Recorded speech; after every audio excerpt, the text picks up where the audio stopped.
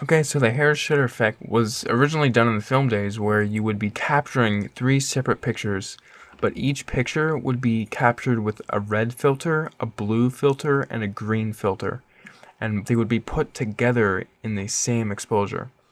So in this example, I took three different pictures, and throughout those three different pictures, my head was remaining still, it wasn't moving, but my hands and my glasses were moving just slightly. Because of that, you get this effect where when your hand moves or whatever's moving in the frame, it's going to be rendered as just the color it was captured in with the filter. So here's some other examples I have to show you. I'm just going to go through these really quick. This is one of the piano, one of my hands on the keyboard, another one that I took in front of a black sheet in my room, that one, these. Now this one, nothing was really in the same spot, so that's why there's like no normal color in this. I dramatically moved my head completely. Same thing. Now this one I was using a different depth of field for each shot, and then I combined the shots later in Photoshop, which is why I'm here, because I'm going to tell you how to do that. But first of all, two more examples. There's that one's a little Insomnia techno remix. And another one with the book. Now, it's a good idea to take the pictures in a high contrast area. So for example, this book the pages are white in it, but the background is black. So keep that in mind. Anything high contrast works very well, but if you're just moving a white object in front of a white background, chances are it's not going to be showing up very much. Just like in this photo right here, it's not showing up very much. Here is the first photo we're going to be dealing with, but I'm going to have to get the other ones that I took and just drag and drop them in here. Push enter, enter. Okay, so we have our three photos that we took separately, and I took these on a tripod. Our camera captures the red channel and the green channel and the blue channel separately, but it embeds them into the file just like this, how you're seeing. So what we're going to be doing is we're going to select the layer that we want to select. In this case, I'm selecting the top layer, and then we are going to paste one channel at a time into the bottom layer.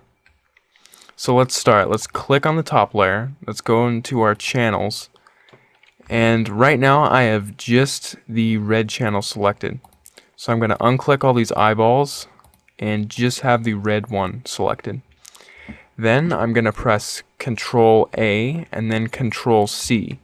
That just selected the entire red channel, and then Control C just copies it. Now we're going to go into the layers, and we're going to go back down to this original picture, the very bottom one. I'm going to go into the channels again, and we're going to click the red channel because that was the channel that we just copied, and we're going to paste that red channel right back in there.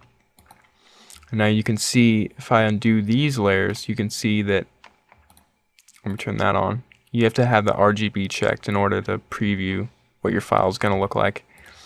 So that's what we got so far. So now let's add the green channel. So let's select this layer, go into the channels again, select the green channel, press Control C to copy it.